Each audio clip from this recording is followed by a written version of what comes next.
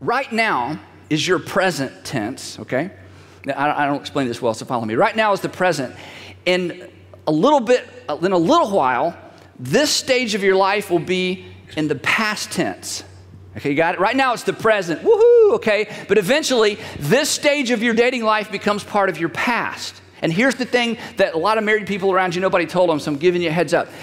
Your past will show up in your future. It's pesky, it's irritating, it won't go away, it's a gnat. But eventually in your future, your past, in fact, this present that will become your past is gonna show up in your future. Did you follow any of that? Okay, and see what happens. Married people didn't know this, but now you're gonna know this. Married people thought that once they got married, it was like a new beginning and a brand new day, and we did the wedding in the morning, you know, to emphasize that, and the past is the past, and this is a brand new thing, and we're moving on, and we're cutting all our ties with the past. That's what they thought, because nobody told them what I'm telling you. What they didn't know is this, that their present that became their past showed up in their future. Okay, you're not getting it. So let me try to explain it this way. Sometimes people accuse me of not being a deep preacher, not being like, he's not very deep, you know, he's not very deep. And the reason they don't think I'm deep, I understand this, and that's okay. The reason they don't think I'm deep is because I'm clear. Okay? Because in our culture, no, that's okay. In our culture, we think the more confusing something is, the more intelligent and intellectual it is. So we go to lectures and we go to churches and we go, oh, I have no idea what that means, but that's deep. He's so deep, okay? So I just made it a commitment a long time ago. I never want to put on one of these and get on one of these if I can't be clear. But for the sake of, for those of you who think, no, it's got to be confusing to be deep and you're way too smart to go with something that's simple. Last night as I was getting ready for today, I came up with a really confusing sentence that maybe you'll think is deep and then maybe you'll take it seriously. So here it is, okay? Here it is, just for you. The present will be your past, which will be present in your future. Okay, I'll make sure you can all see this. Okay, this is as deep as I go right here. The present, what you're doing right now in terms of your dating life and living the life, will be your past. That is, one day you're going to look back on it, which will be present. That is, it's going to show up in your future. Okay? So here's what I'm saying. For those of you who aren't interested in, you know, preparing for some future relationship, I'm so sure that's going to happen to me. All I'm saying is this. What you're doing now is going to follow you around. Your relational past has a pesky way of showing up at the most inopportune times. And since you're single, since I'm to singles, I just want you to know that, because a lot of your married friends, nobody told them. So they weren't ready for it when it happened. So now you're wiser because now you know that. Let me tell you something else. See, I've been doing this a long, long time, been a pastor a long, long time, and I've talked to many couples married, couples trying to get married, engaged couples, living together couples, problem couples, everything. I've never ever talked to a married couple that had a marriage problem. What I've discovered is that people with problems get married. And then they have a troubled marriage. But when you dig down, you realize, oh, you don't have a marriage problem. You have two single people problems that combined in a marriage. Because what they discovered, but nobody told them, but you're going to be so much smarter because I'm telling you, is that their single people problems went with them to the altar, and their single people problems got in a marriage, and then they thought they had marriage problems. See, a marriage problem is simple. Nobody comes into counseling for a marriage problem, because a marriage problem is, do we squeeze the toothpaste at the bottom, in the middle, or do we have our own? So you don't have to make an appointment with anybody to figure that out. You know, do we have one checkbook or two? You know, those are marriage problems. But what happens is married people come into marriage with things in their past that they think, oh, no, once I say I do, it's all over. And they drag their past, which used to be their present, into their future. And I just want you to know that that's a reality. And so what you're doing now, even if you're only 18 or 19 or 20 years old, it matters. And I just want to give you a heads up about that. Now, here's the other thing married people do that's just kind of crazy. And so I love talking to you about this. The reason married people get into so much trouble when they get married is they believe a myth. And nobody told them what I'm telling you. And so I'm going to tell you, so you're going to be wiser for this as well. This is one of those things that when I hear people tell their story, I think, didn't you know? And the myth that they buy into, it's called the right person myth. We'll put this up here. Here's what it is, the right person myth. The right person myth goes like this. If I marry the right person, everything will be all right. If I marry the right person, everything will be all right. Let's just say that together. If I marry the right person, everything will be all right. Another version goes like this. When I meet the right person, everything will be all right. Let's just say that together. When I meet the right person, everything will be all right.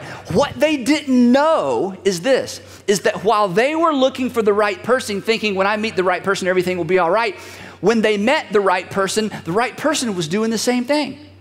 And they didn't know it. The other person they met was looking for the right person. So these two people looking for the right people meet each other. It's like, oh, I've met the right person. The other person's going, I've met the right person. Everything's going to be all right. Now, here's what happens. Do you know how the right people know they've met the right people? Chemistry. Chemistry. It's like, oh, we just talk for hours, and I just think about him all the time, and I think about her all the time, and I can't keep my mind off of him, and he can't keep his mind and other things off of me, and it's just like there's just like this chemistry, you know, there's just chemistry. And so here's what happened, married people. Here's what happens, single people to married people. So these people, they get together, and they, you know, and they have this way of thinking that says, hey, you know, never buy a car without driving it first, right? And you never buy a pair of shoes without trying them on first. So they get the whole intimacy thing going, and the physical thing going, and the sex thing going. It's like, oh, it's just the greatest thing in the world. There's so much chemistry. And so they're convinced, I've met the right person. And since I've met the right person, everything's going to be all right. That's right. And the other person's thinking the same thing. And then here's what happens, single people. These people with all this incredible chemistry, and let me tell you what the other thing they thought, because you need to know this.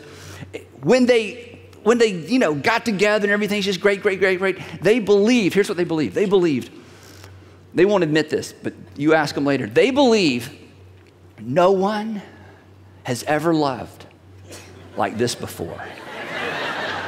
I mean, it was like, you know, not my mama, not my grandmama, nobody on TV, nobody in the movies, not my friends. When they're together, they just stare and they go out to eat and they drink and they have fun. And there's like, it's just like, we were made for each other. You're my soulmate. And they really believe this is a unique, one of a kind. Nobody can match this kind of love. They are absolutely convinced of that. And so they get together and they get married. The problem is all they had was chemistry. They didn't know very much about relationship because they thought if I meet the right person, I don't have to be good at relationship. They're going to be good at relationship. That's why they're the right person. I don't have to like be patient because she's never going to do anything that's going to make me have to be patient, right? So they get together, and guess what happens, single people? You need to know this. This heads up. You're going to be so much smarter. They get together, and then they get married, and then they have problems. Guess what kind of problems they have? Not chemistry problems. They have relationship problems because they're in a relationship. And they didn't do anything to prepare for the relationship. They just thought love will keep us alive. You know, they just thought the passion is enough. And so you know what happens? They get into this relationship and all of a sudden there's trouble. And guess what starts to suffer? The chemistry. And where it's been so passionate and so sexual and so awesome, suddenly that part of the relationship begins to die. And the guy's really confused because the guy thinks, well, if we have more sex, that'll fix it. Because guys think like sex is a wrench. Hey, we can fix it. You know, that's what guys think, okay? And the girl's like, that's not how it works. And all of a sudden, there's all this tension and there's all this confusion. And the very thing, I'm telling you, you're going to be so much smarter. The very thing that made them think, oh, it's one of a kind love and we're forever. And you know, all of a sudden, the very thing that held them together, the chemistry, it starts to die because they're no good at relationship. Because they thought it was the right person myth. If I meet the right person, everything's going to be all right. So then somebody in the relationship, generally the woman, gets the bright idea. I know what would bring us closer together.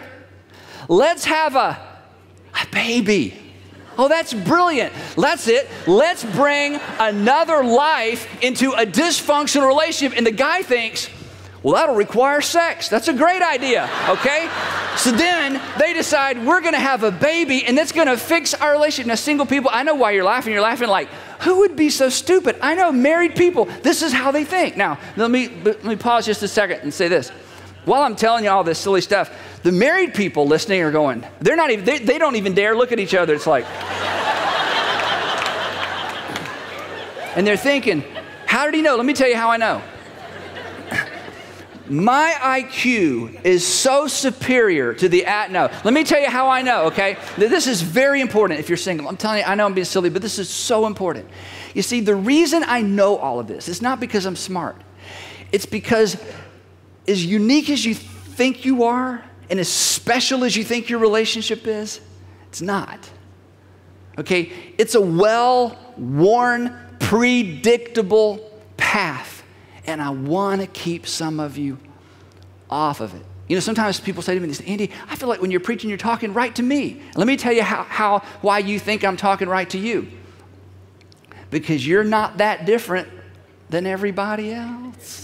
We are all I hate to burst your bubble, we are all very, very much the same. We are human beings. I mean, we have so much in common. And again, when we begin to think we are something unique and we're something special and we're on some unique path, no. It's not true. It's just not true. So then this couple, they decide we're going to have a baby and we're going to fix it. Now, here's another statistic. You need to know this, okay? There are 2 or 3 times in the life of a man when he's most vulnerable, a married man, when he's most tempted to have an affair. Guess what one of the top 2 are? When his wife is pregnant. And you think, scum. Who would go out and have an affair when his wife's pregnant trying to fix the relationship?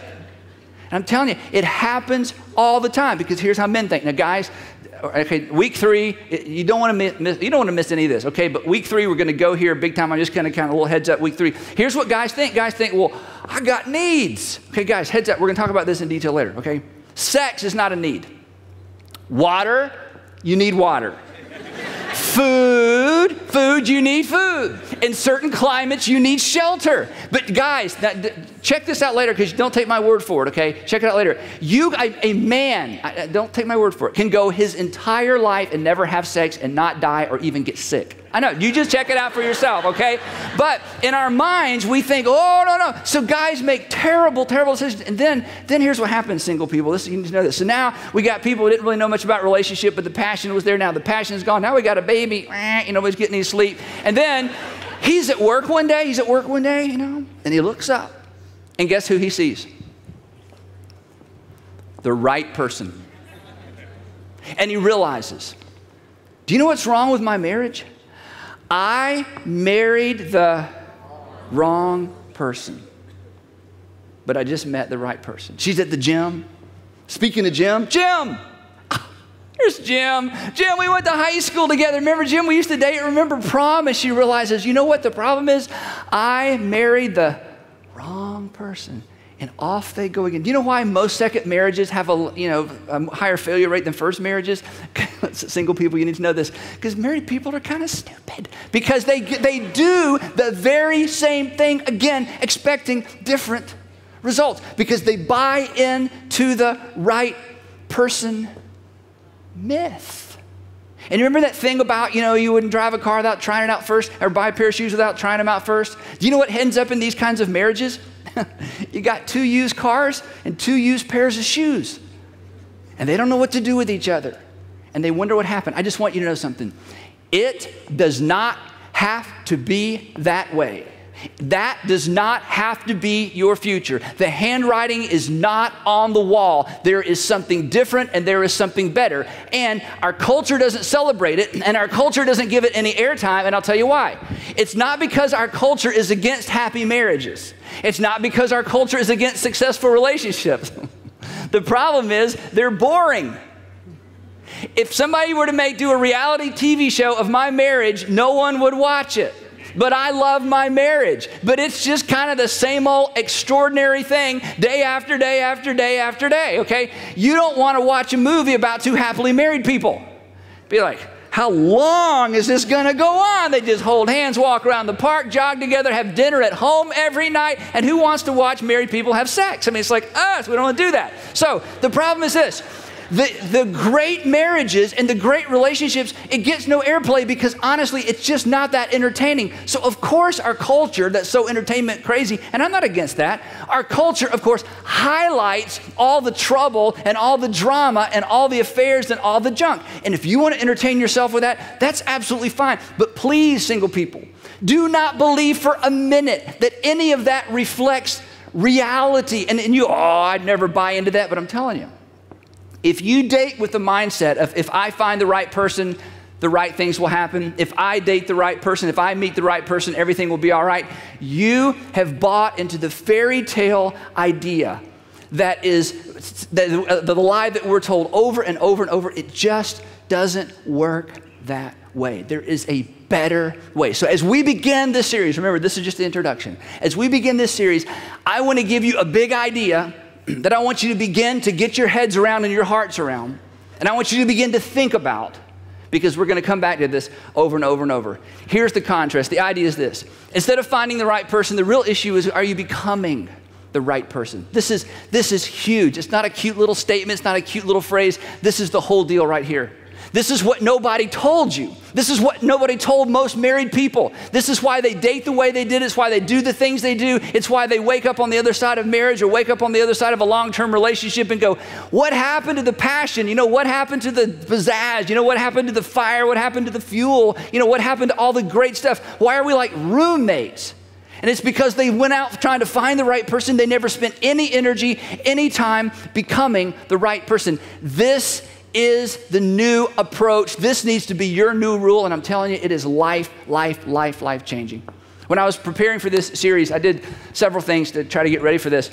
And one of the things I did is I met with 9 or 10 single people who are like thick in the whole dating thing. And I got them in a room and I said, okay, let's just talk frankly about dating. Okay, you know, it's been a long time. And so I want to understand. I want to understand terms. I want to understand experiences. I want to understand expectations. And I thought I understood all this, but I just, want to hear it firsthand from some really neat people. And one of the young ladies in that room told this story. And I feel like it explains and illustrates this point better than any other thing I've heard. She said, grew up in a religious home. Kind of had the Sunday school background and, the Bible and Jesus and God and that whole thing. Went to school, graduated, came to Atlanta and immersed herself in kind of the singles dating culture. And she said, it's not that I quit believing what I used to believe. It's just that I kind of took all of that and I just put it on the back burner. It wasn't like I had some religious epiphany, one night, Jesus is not the Son of God. It wasn't anything like that. She just said, I decided in terms of my dating and my relationships with guys, I'm just not factoring that in. So she's living the life, doing her deal, having fun, things that she, looked back on and said she wished she hadn't done. Anyway, so she's going along. So she's at some gathering. I don't know exactly what it was. And in this gathering were some people she didn't know, and she began to meet some people, and she met this guy. And she said this guy was like the total package. Those are her words. The looks, the job, the personality, everything. And she said as she began to talk to him and as she began to listen to him talk, it became very apparent he was a Christian. And not only was he a Christian that was figuring out and committed to living out his faith in his job, living out his faith in his relationships, and living out his faith in his dating relationships. I mean, he was very overt about that. Mature, good looking, everything. And she was like, wow. And she said as she talked to him, it brought back memories of some of the things that she'd kind of put on the back burner as she'd immersed herself in this dating culture. She said that really wasn't working out very well for her. Well, anyway, she left that party or that gathering just wow, this guy. She went home. I don't know if it was the next day or, a few days later. She goes home and she starts telling her mom about this guy. She's going on and on how good looking he is and he's got this and that and he's a Christian and on and on and on. And she said that her mother turned to her and said, sweetheart, the problem is a guy like that is not looking for a girl like you. She said she literally fell to the floor in a puddle of tears. And she cried and she cried and she cried because she knew her mom was exactly right. And she said that was a defining moment for her as a single person. A defining moment where she decided, you know what? She's right. That guy that I'm kind of looking for, that I would never admit to myself I'm looking for, he's not looking for somebody like me. She said in that moment, she decided, life change, priorities changing, values changing, friendships changing. I'm going a different direction with my life and how I date. Here's the question I want to leave you with tonight as we wrap this up in just a few minutes. Are you who? Are you who the person you are looking for is looking for? Are you who the person that you're looking for is looking for? In other words, you see, single people, if you were to sit down, you could come up with a list. I want him this way and her this way, and here's what I'd like her to have in her past. I don't want her to have this in her past. Don't want him to have this in his past. Don't want to have this kind of addiction. Don't want him spending his time on this. In other words, you know ideally what you're looking for. The question is, are you who the person you're looking for is looking for? Another way of asking this is this. Are you becoming? Are you being intentional? Are you leaning into? Are you trying to become the person that the person you're looking for is looking for? Or are you just playing the game of, well, someday I'm going to magically run into, I'm going to magically, mysteriously, providentially just meet the right person. And if I meet the right person, the right things will happen. It just doesn't work that way. It's a myth. That the correct approach, the approach that will serve you so well, is to decide, I'm not just hunting and I'm not just seeking. I am intentionally becoming. I want to be the person that the person I'm looking for is ultimately looking for.